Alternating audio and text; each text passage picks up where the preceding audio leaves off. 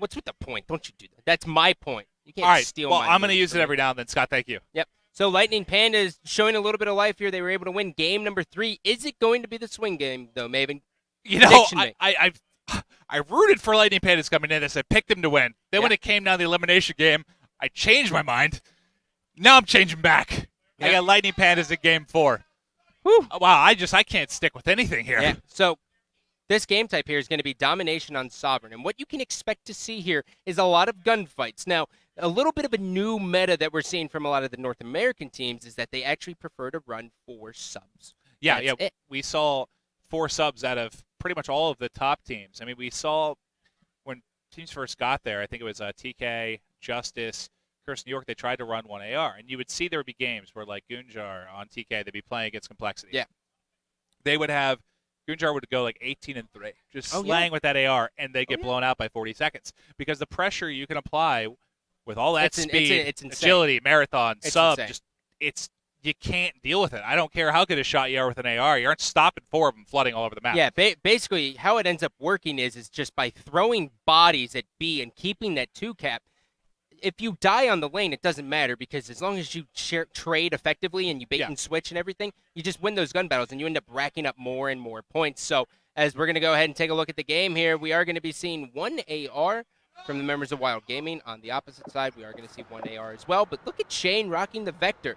Now, the Vector was something that we saw used a lot at the beginning of CoD Ghosts, and then everyone just realized, like, it's the MTAR's just crushing. It is. I mean, I think some people like that AR feel more with that red dot. It's just I believe it's mostly a comfort thing. But yeah, hopping in, we're going to see who's able to gain early control of B. We saw 3 down right off the bat for Lightning Pandas, so that it should lead to B control here early on for Wild Gaming.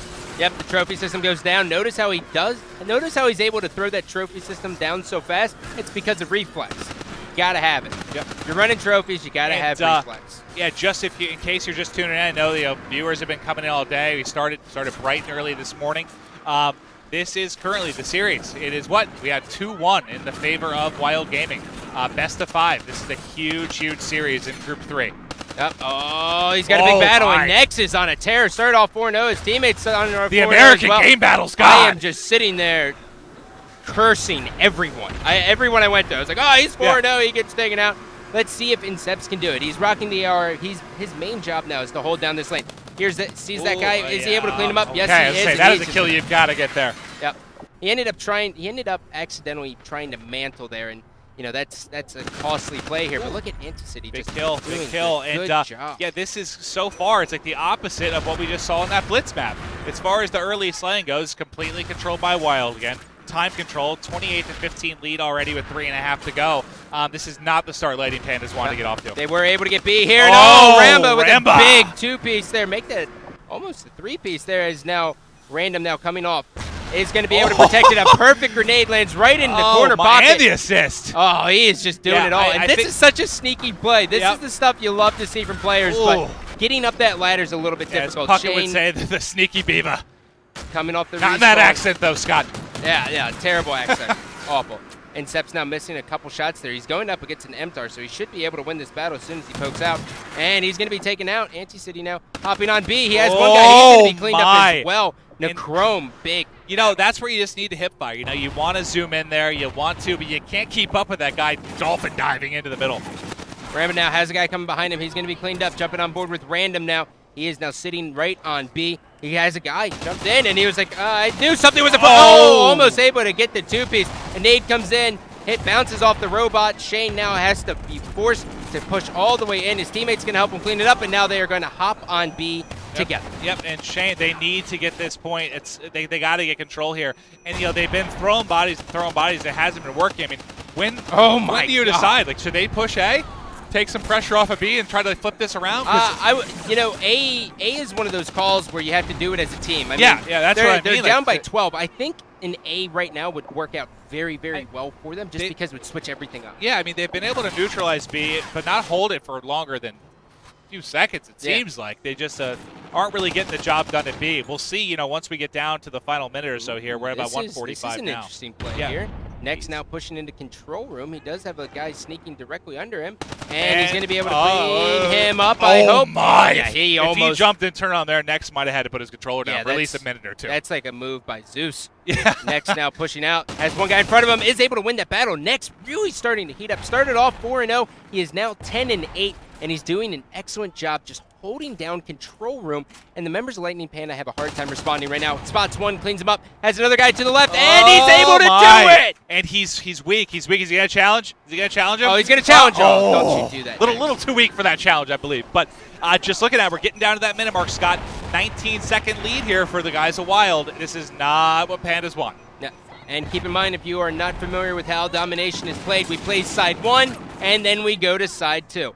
Brock now trying to secure B, just keeps on statting and pushing those stats just a little bit more in their favor here. Flank and he has City. one guy, he has another guy in the generators. Does he know he's there? He's gonna be taken out from the back and now jumping on board. That was a spawn and research there, probably right behind him, because he had obviously that guy right in front of him. Not a whole lot he could do there unless he just booked it.